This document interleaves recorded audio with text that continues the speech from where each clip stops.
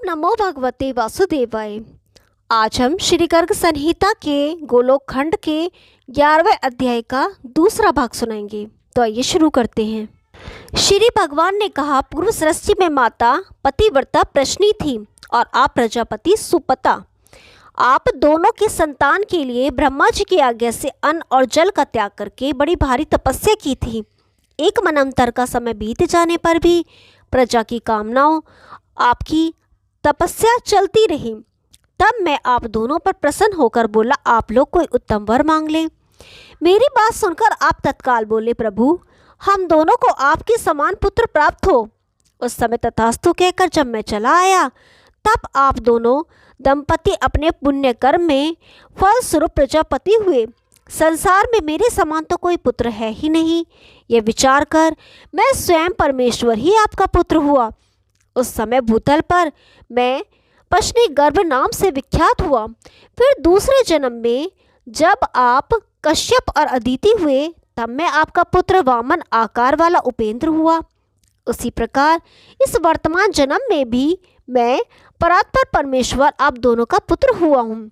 पिताजी, अब आप मुझे नंद भवन में पहुँचा दें, इससे आप दोनों को कल से कोई भय नहीं होगा।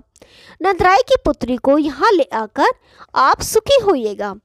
श्री नारद जी कहते हैं, राजन, यूँ कहकर भगवान वहाँ मौन हो उन दोनों के देखते देखते वर्तमान स्वरूप को अदृश्य करके बाल रूप हो पृथ्वी पर पड़ गए, जैसे किसी नट ने क्षण भर में वेश परिवर्तन कर लिया हो।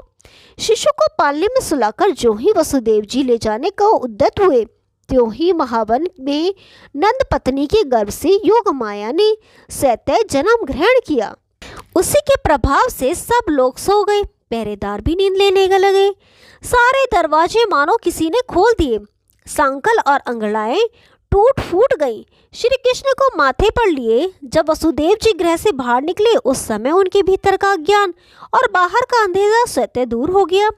ठीक उसी तरह जैसे सूर्योदय होने पर अंधकार का तत्काल नाश हो जाता है। आकाश में बादल घिर आए और वे जल की वृष्टि करने लगे।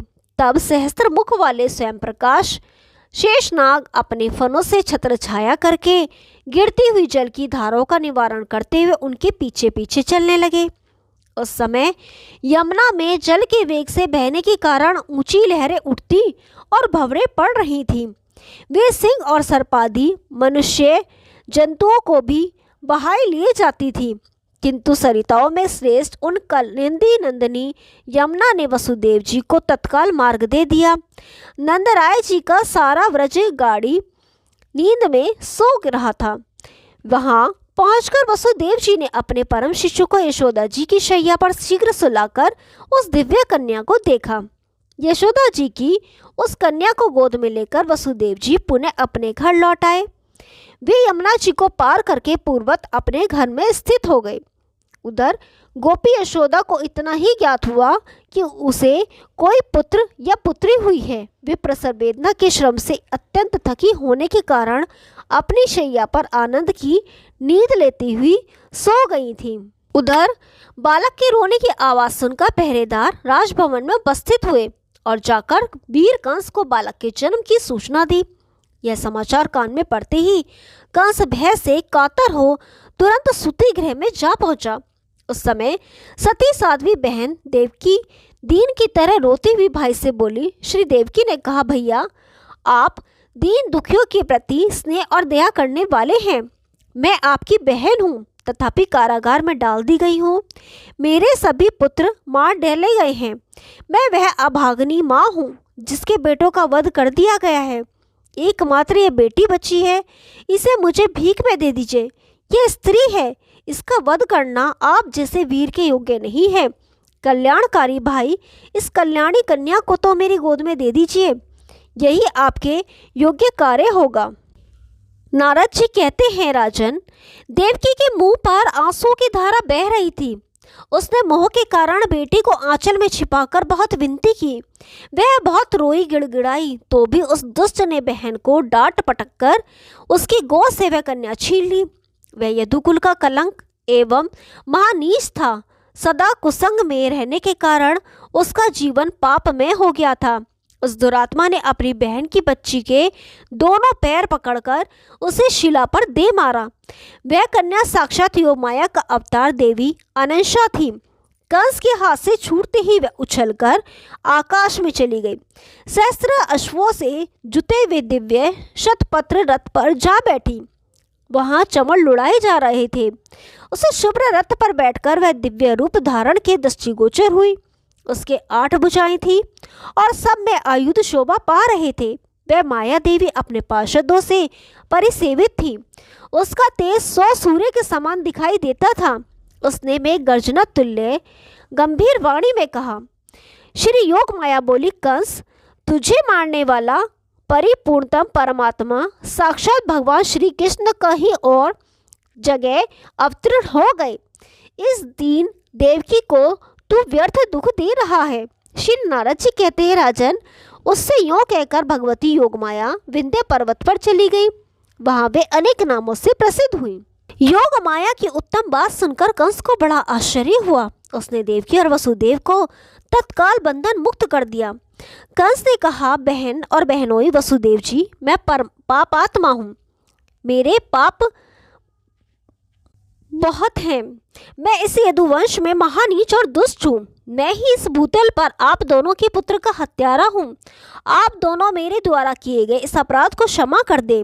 मेरी बात सुने। मैं समझता हूँ यह सब काल ने किया कराया है।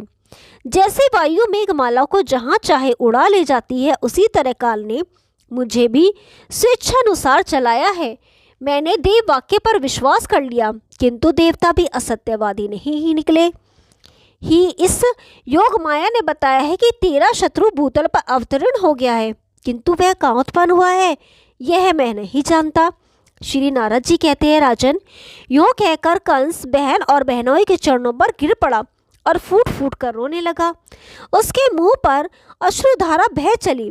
उसने उन दोनों के प्रति सौहार्द अत्यंत स्नेह दिखाते हुए बड़ी सेवा की। अहो परिपूर्णतम प्रभु श्री कृष्णचंद्र के दया दान दक्ष कटाक्षों से भूतल पर क्या नहीं हो सकता। तदंतर प्रातःकाल दुरात्मा कंस ने प्रलंब आदि बड़े बड़े असुरों को बुलाया और योग माया ने जो कुछ कहा था वह सब उनसे कह सुनाया।